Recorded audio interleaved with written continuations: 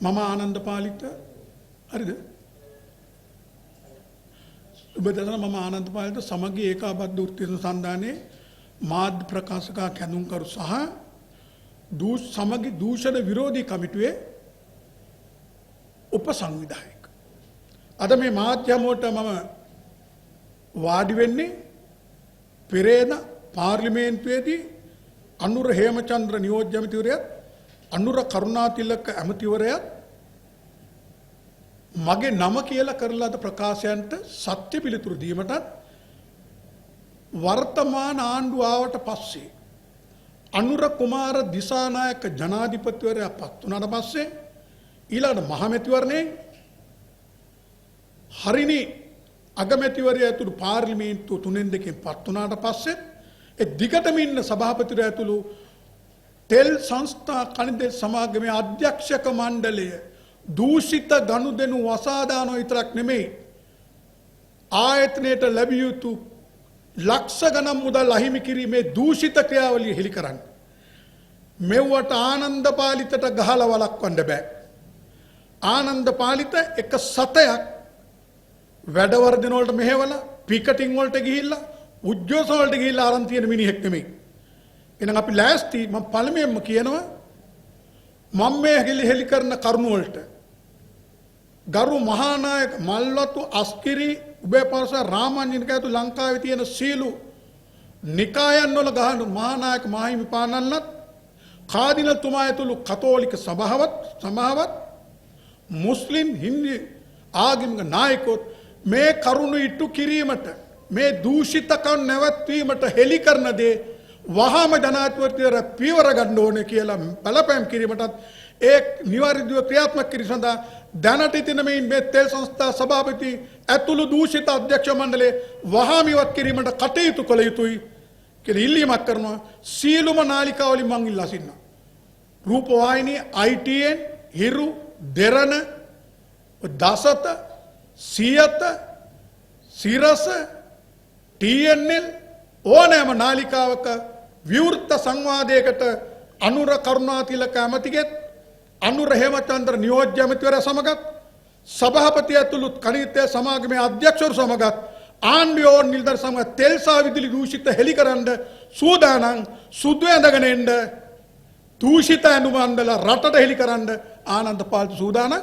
මම පළමුවෙන්ම ඉල්ලීමක් කරනවා තමුන්නාන්සලාගේ නාලිකාවල එක යවිය යුතුයි. මම හරි සන්තෝෂයි. මාධ්‍ය ඕනේ මට රටට හෙළි කරන්න පුළුවන් උනේ මාධ්‍ය හින්දා. ඒ මුද්‍රිත මාධ්‍ය වල ගිය දේවල් දෙරණ ඇතුළු සියත ඇතුළු හිරු මේ සියලු නාරිකාවන් වල ගිය ප්‍රවෘත්ති පිළිබඳව මා පිළිබඳ තියෙන ප්‍රශ්න නගන්න පළවෙනි අවස්ථාව දෙනවා. ඊළඟට දූෂිත හොරකම් හෙළි කිරීම ජනාධිපතිවරයාව තම හිතවතාව රැකීමේ භූමිකාවෙන් ඉවත් කිරීමට කරුණු ඉදිරිපත් කරන්න ලෑස්ති. මෙයා කියනවා මේ අරුණ කරුණාතිලක ආණ්ඩුවක වැඩ කරනවා කියලා දැන් දන්නේ මම පූර්ණ කාලීනව වෘත්තීය සමිතියට නිදහස් වෙච්ච පුජ්‍යලෙක් නෙමෙයි. ඒක ඉස්සෙල්ලා බලන්න ඕන. වෘත්තීය සමිති කාර්යාලයට මම අනියුක්ත වෙන්නේ ආයතනයේ තියෙන මට ලිපිය දෙන්නේ පිටවීම පැමිණීම් ලේඛනගත නියෝජන භාවිතා කරන්න ඕනේ. ඒ අනුමත කිරීමේ බලය තියෙන්නේ දැන් ඉන්න අධ්‍යක්ෂකවරයා. දැන් ඉන්න අනීතිකව දූෂිත චෝදනා ගන්නකොට වන්දිගවිය යුතු අධ්‍යක්ෂන විධායක අධ්‍යක්ෂකවරයා තමයි මගේ සීල දේ ලස්සන කළේ. හැබැයි මම එක දවසක්වත් අතිකාල ඉල්ලලා දීලා නැහැ ෆෝම් එක. මම ඇඩ්වාන්ස් අරගෙන නැහැ. මගේ පිටවීමේ ලේඛන සකස් කරන්නේ අපේ කාර්යය හිටපු සහෝදරයෝ එක හදලා යවපුවාම ඒවා નિયમિત ක්‍රමවේදයන් අනුව පරීක්ෂා කරලා අනුමත කරලා තියෙන්නේ ඔය විධායක අධ්‍යක්ෂක හේමන්ත කුමාර සහෝදරයා. නම් සහෝදරත් එක්ක ඉන්නේ. ඔව්. ආනන්ද පාලිත මොකද්ද කරපු භූමිකාව? තමුන්නාන්සලට මතක ඇති. ඒක තමයි මතකද යහපාලන කාලේ තෙල් දෝරගල්ලා ගියා මීතර මුල්ලේ විදුලි බල මණ්ඩලය අසලින්. ඒව හෙලි කරලා මතකද දුන්නා. ඒ හෙලි කරපුවම උනේ මොකද්ද? වැඩ තහනම් කරලා අන්තිමට ඔහුව ගත්තා මේ දැන් ඉන්න සභාපතිලා තරමෑල වෘත්තීය සමිතිය එකතු වෙලා ඔහු යලි පිහිටුවෙව පුටුවේ. ඒතර මම මේ ගෙනාවා මේ සභාපතිවරයාව රකින්න නෙමෙයි යන්නේ. මේ තියෙන්නේ ලේක අල්ලස්සා දූෂණ කොමිසමට අර සහතිකයක් නිසා කතානායක ධූර අහෝසු වෙච්ච අහිමි වුණු රංවල අශෝක රංවල khනිජ තෙල් පොදු සේවා සංගමේ සභාපතිවරයා නාපුලියු මේක දාන්නේ 2024 1.8 දැන් තියෙන්නේ මේ ආණ්ඩුව තොග පර්යන්ත සමාගමේ දූෂණ හා වංචා අක්‍රමිතා පිළිබඳ විමර්ශන කිරීම සඳහා පැමිණිලි. තොග පර්යේෂණිකේ කවුද සභාපති සමාගමේ? රාජකරණ සහෝදරයා. කවුද කළමනාකාර අධ්‍යක්ෂක? නෙත්ති කුමාර. කවුද පත් කරේ? ඔය දෙගොල්ලන්. අනුර කුමාර ජනාධිපතිවරයා. තුන් දෙනාගේ කැබිනට් එකත් පත් කරේ ඒගොල්ලෝ. දැන් ඉන්න අධ්‍යක්ෂකවරුන්ට දෙගම පත් කරේ ඒගොල්ලෝ. ඇල්ලුවද? කිසිම පියවරක් ගත්තද? නැහැ. මේ රංගල සහෝදරයා දුන්නේ. රංගල මන්ත්‍රීවරයා මම අභියෝග කරනවා එන්න මම අහන්නම් ඔබව හම් වෙන්න. ඔබගේ ජනාධිපති කාර්යාලය මාව එක්ක යන්න. තියන් ඉන්නේ දූෂිතයෝ. ඒ තරම් නෙමෙයි. ඉන්ධන වංචා කරලා ඒකල්ලලා ඒකට නියමිත පරීක්ෂණ කරපුවම අපේ පරීක්ෂණාගාරය ඒක මුදලුත් කප්පාදු කරපු අය. ඒකට අනුමැතිය දෙන්නේ සභාපති. මොකද්ද? ඔබතුමාලාට එකින් එක දුන්නේ නැත්තම් මේක හරි ලෙඩක් වෙන. මෙන්න රුපියල් තුන්ලාන්තලා ගන්න ඕනේ 75,67,533.32ක් පෞද්ගලික ඉන්ධන සමාගම ඉන්ධන රත සමාගමකින් අය කරගන්න අපේ ලැබ් එක එහෙම නැත්නම් පරීක්ෂණාගාරයේ ගිය වාර්තාව හදලා දුන්නා. ඒ වාර්තාව දුන්නේ 2024 7/19 76 ලක්ෂ උන්නා 76 ලක්ෂ පොඩි ගණන් නෙමෙයි. මේ ඕටි ගැන කතා කරන සහෝදරවරුන්ට මේ දෙන්නේ 70. ජනාධිපතිතුමා මේවට පියවර ගන්න. ඒක මංගේ මහානායකීමවරු කාදිනල්තුමා හින්දු මුස්ලිම් ඇතුළු ආගමික නායකයන්ට පෙරට එන්න ඕනේ. මොකද දූෂණයට විරුද්ධව තමයි මේ ආණ්ඩුවට ඔබතුමාලා සහයෝගය දුන්නේ. ඒක හොඳයි. දැන් මේවට දාන්න බෑ. 75,67,533.32ක් අය කරන්න කියලා දෙනවා. මේක අමුතුම ජොල් වැඩක් සෙල්ලමක් එනවා. දෙසැම්බර් 2024 දෙසැම්බර් 2 වෙනිදා අදාළ අර ප්‍රශ්නගත වූ සමාගම ඉල්ලීමක් කරනවා දෙසැම්බර් මාසේ. මේ ආණ්ඩුව දූෂකයන්ව අල්ලන්න ආපු ආණ්ඩුව රංගල කනිතෙල් එකේ සභාපතිවරයා කනිතෙල් සමාගමේ දූෂණ වංචා ගැන අල්ලස් කොමිසමට පැමිණිල්ල කරලා තියෙන මොහතක පරීක්ෂණ කර එයා දෙන්න බෑයි කියන්නේත් නැහැ. එයා කියන මේක බලන්න කියලා. දානවා කමිටුව. කවුද සභාපතිවරයා? ඉන්නේ කවුද? මේ සභාපතිවරයාගේ කමිටුව හේමන්ත කුමාර කියන විධායක අධ්‍යක්ෂවරයා ඇතුළු කණ්ඩායමක් දාලා 75 ලක්ෂ මං කිව්ව ඒ මුදල අඩු කරනවා 30,52,043කට. කොහොමද සෙල්ලම? මෙව්වා කාන්ටල්ලාගේ අපේ කාලේ කරා නම් මෙව්වා හොරකම් නෙමෙයිද? මෙව්වා නීතිය නමල ගහිල්ලක් නෙමෙයිද? කනිතෙල් සමාගමේ රසායනාගාර පරිශෝධක කියන්නේ ජාත්‍යන්තර සම්මතයටපත් වෙලා ඉන්න කෙනෙක්. SLS සහතිකන් ඔහුගේ වාර්තාව පිළිගන්නේ. ඔහු දුන්න වාර්තාව ඊළඟනම් ඔහුගේ ඔහු සතයක්වත් අඩු නොකර. ඔහුව ගෙන්නනවා 2024 දෙසැම්බර් 26 මේ කමිටුව. ඔහු ප්‍රතික්ෂේප කරනවා. ආයතන නීති රීතනුව මේ ගාන හදලා තියෙන්නේ කියලා. ඒක අඩු කරන්නේ කවුද?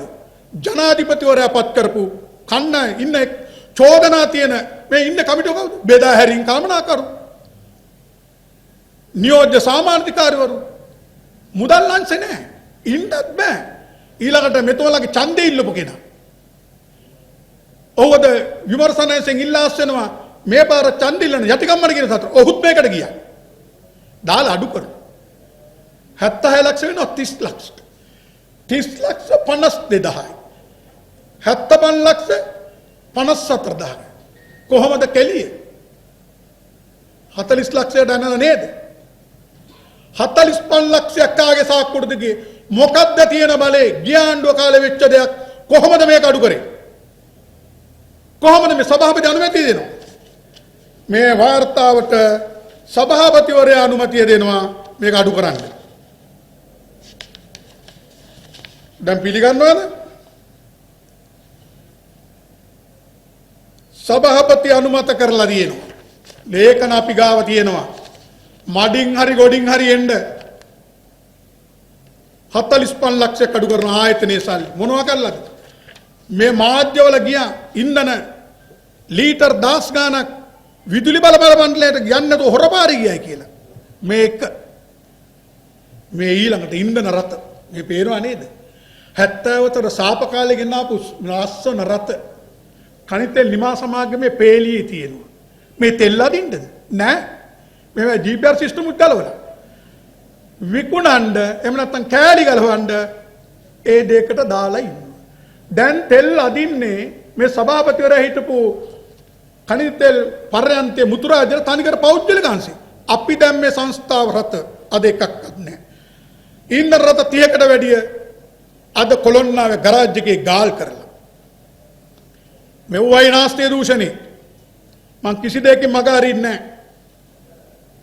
එතකොට මේ විමර්ශනයේ තියෙද්දි තමයි ඊළඟ දේ බරපතල දේ මේ තියෙන්නේ තව තියෙන්න එපා. මේ කලමනාකාර අධ්‍යක්ෂර ගෙවන්න වැඩ ඔහු විශ්‍රාමයන්කොට ගෙවන්න බෑ විනය පරීක්ෂණයක් තියෙනවා නම්. සීලු දීමනා දෙනවා විතරක් නෙමෙයි නිදහස් කරලා ඔහු අධ්‍යක්ෂ මණ්ඩලයට ගන්න 4,35,000කට ඔහු නියෝජ්‍ය සමාජකාරී විදිහට රටට ගන්න විධායක අධ්‍යක්ෂකත් කරනවා. මේ අනීතික ගැවීම ඉතා හොඳට තේරුම් ගන්න. මේ තියෙන්නේ මෙව්ව සේවකයෝ දැනුවත් කරා ආණ්ඩුව පීවර ගත්තේ නැහැ. ඊළඟට විමර්ශනයක් නැහැ කියලා මොව්ව අරගන්නවා. මේ කණිතේ සමාගමෙන් දෙනවා නීති නිලධාරිය තොරතුරු දෙලගේ නිලධාරිය විමර්ශනයක් ඉවර නැත අතුරු විමර්ශන තොරතුරු වාර්තා කිරීමේ පමණක් විමර්ශන කට අවසන් වී නොමැති බැවින් වාර්තාවක් ලබා දිය නොහැක. විමර්ශනයක් අවසන් නැතුව ගජමිත්‍රයෙක් දාලා අල්ලස්සා දූෂණ කොමිෂමේ විභාගයෙන් ඔහුට විරුද්ධව ක්‍රියාවකට තියෙන පුද්ගලෙක්ව පරීක්ෂණයක් කරනවා. මොකද්ද ලීටර ගන්න? ජනාධිපතිතුමනේ හැරෙන්න. ලීටර් 1,15,372ක් ටැංකිය වලින් අපිට යෑම අංක 18 අභ්‍යන්තර විගණනයක් කරනවා. අභ්‍යන්තර විගණනයක් කරන්න පුළුවන් පූර්ණ විමර්ශන වාර්තාවකින් පසු. එහෙම නැත්නම් පූර්ණ විමර්ශන වාර්තාවක් මේ දෙකත් තරම් අධ්‍යක්ෂක මණ්ඩලයට ලබා දීලයි තීන්දුව ගන්න ඕනේ. මේ කියන අභ්‍යන්තර වාර්තාව B3 අය හදවලා අධ්‍යක්ෂක මණ්ඩලය දාන්න නැතුව තමයි ගන්නෙ. හැබැයි මේ වාර්තාව දුන්න එක්කෙනාට හොඳට සලකනවා. ඔහුව එයාට ආයතනයේ නීති වෙනස් කරලා මේ පුජ්‍යලයා යවනවා විදේශගත වෙන්න දෙන්න. මොකද මේ එකින් එක පෙන්වන්න වෙලා තියෙන්නේ මෙන්න. මේ පුජ්‍යලයා දෙන්නේ විමර්ශන වාර්තාවක් නැතුව මේ වාර්තාව දෙන්නේ කවද්ද? නොවැම්බර් ඔක්තෝබර් 7 දෙන්නේ 2024. විමර්ශනය ඉවර නැහැ. පොඩි සෙල්ලම් නෙමෙයි. ලීටර් 1,10,000 ගාන කියන්නේ ලක්ෂ 300ක් වන ජාතික අපරාධයක්. ජනතාවගේ සල්ලි. මොකද තෙල් සංස්ථාවේ තෙල් තියෙන්නේ. පුජ්‍යලංග නෙමෙයි. IOC නෙමෙයි. මෙයාට දෙන වරප්‍රසාදේ මොකද්ද මේ සුවච වැඩවලට? මේකේ තියෙනවා අපේ විදේශගත වෙනකොට දෙන්න පුළුවන් ක්‍රම. අනුපත වැටුප් රහිතව දෙන්න පුළුවන් මාසයයි. 2025 කළමනාකාර දෙදා නියෝග දෙන හේතුව රට ගිය මිනිස්සු මාස 3-6 අරන් මිනිස්සු ආවේ නැහැ.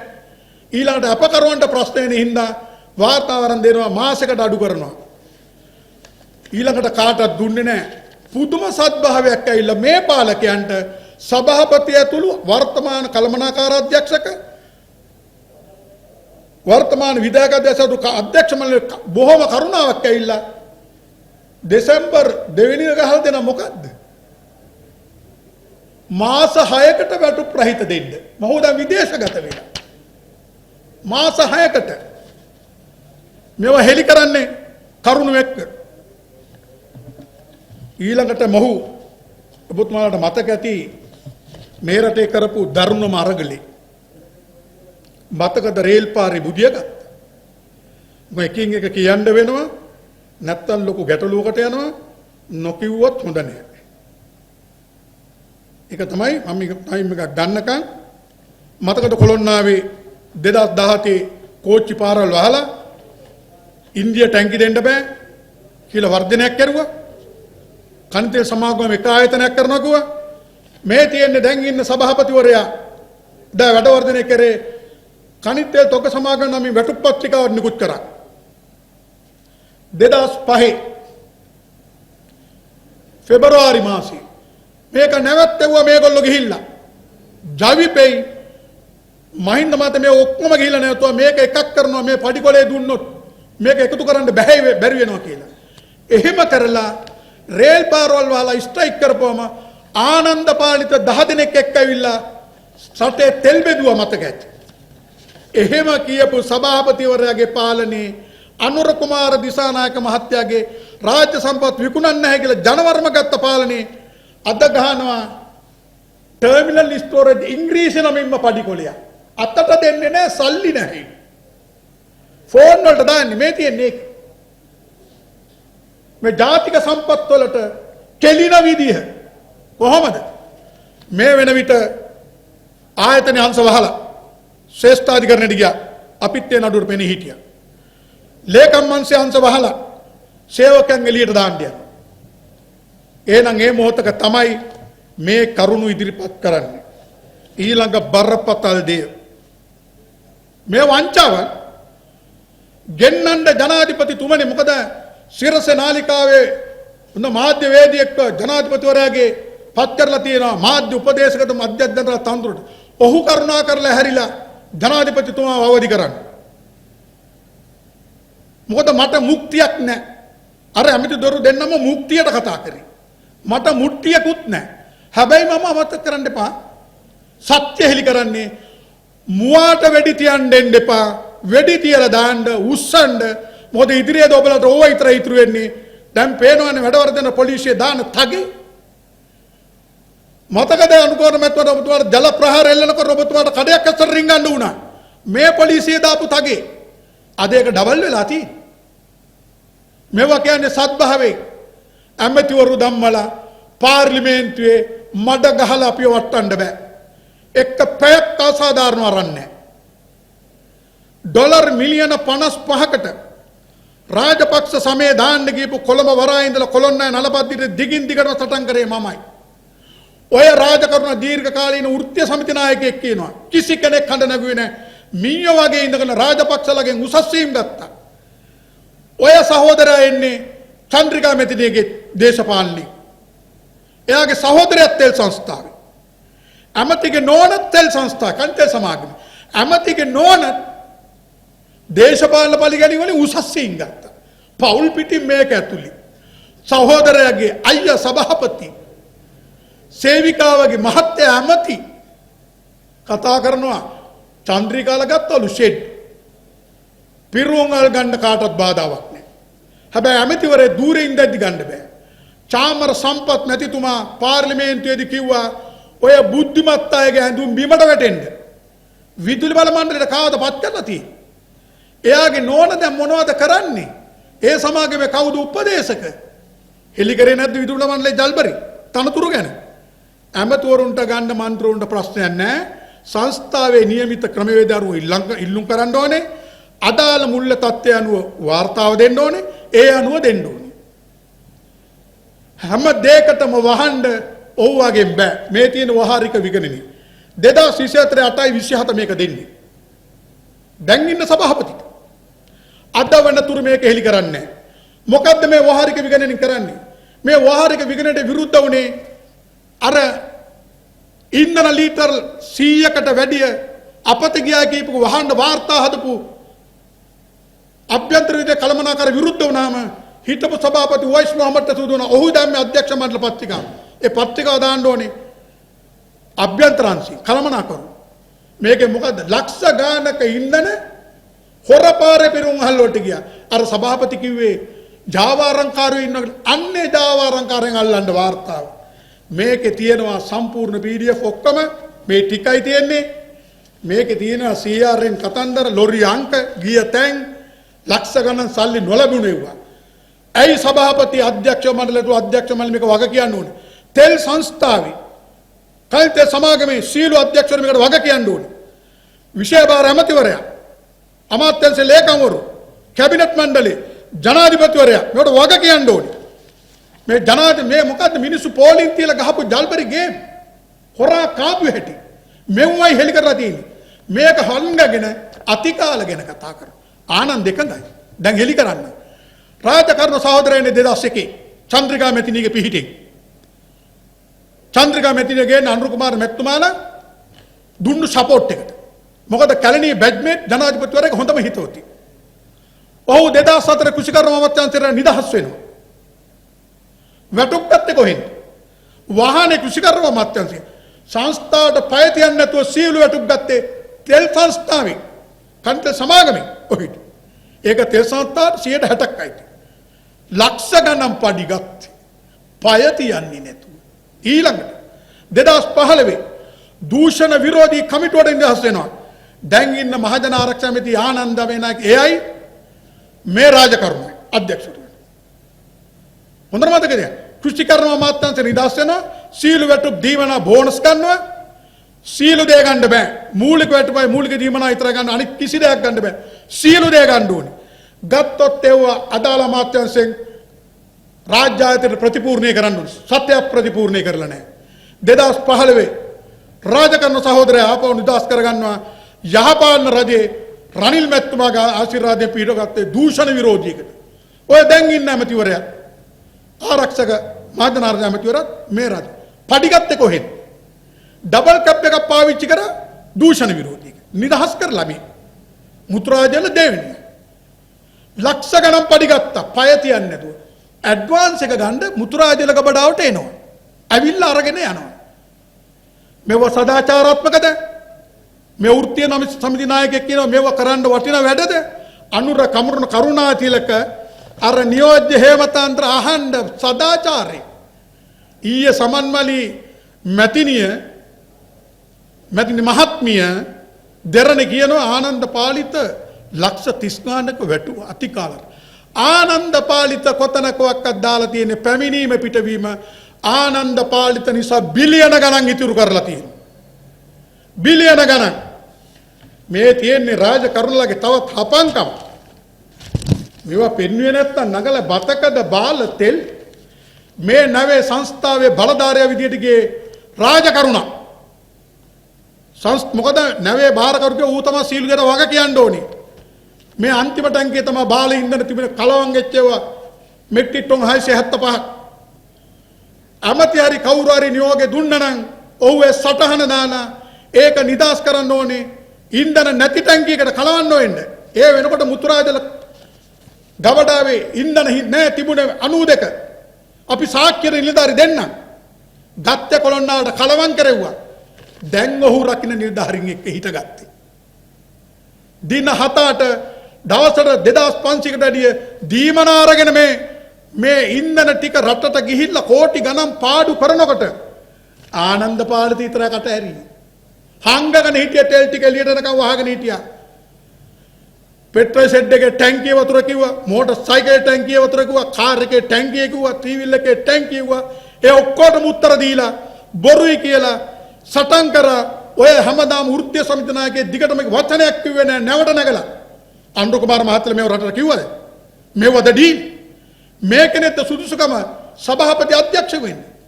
මොකද අනුර කුමාර කරුණාදිලා කියනවා මෙයාට අධ්‍යක්ෂක ධූරෙ සුදුසු නැහැ. ඒක සුදුසුකම් තියෙනවා. එන්න සුදුසුකම් ගැන කතා කරන්නේ. මහු බාල ඉන්ධන නැවේ හිටපු කෙනෙක්. දින 7ක් දීමනක් ගත්තා. ඉන්ධන ටික එළියට එන එකක් දන්නවා. කට වාහගෙන හිටියා. මේගොල්ලෝ සුදුසු 2017 වැඩ වර්ධනයක් කෙරෙව්වා. නැත්තම් කියන මංගා වීඩියෝ එක තියෙනවා. මොහු එළිය කෑ ගැහුවා. මුත්‍රාජල ගබඩාවෙන් යුගනනෙමි බලාගාරයට විදුලි බලාගාර තෙල් දෙන එක නැවැත්තුවා. ඒකේ ලොග් ගැන්ට්‍රි තියෙනවා. නිලධාරි දෙන්න. මේ වගේ කඩාකප්පල් කරන මිනිස්සු ධාරි මං අර පෙන්නපු සේවකයෝ පාරට දාලා කෝච්චි පාරවල් වහලා ඉන්දියාවට දෙන්නපෝ කියලා කෑ ගාලා දැන් CPS තෙල් එක පෞද්ගලික අංශයට කිරීම අංශමාරු කරලා අංශ වසා දමමින් පඩිකොල ගහන එකද හරි අන්‍යායද පත් කරන්න ඕනේ.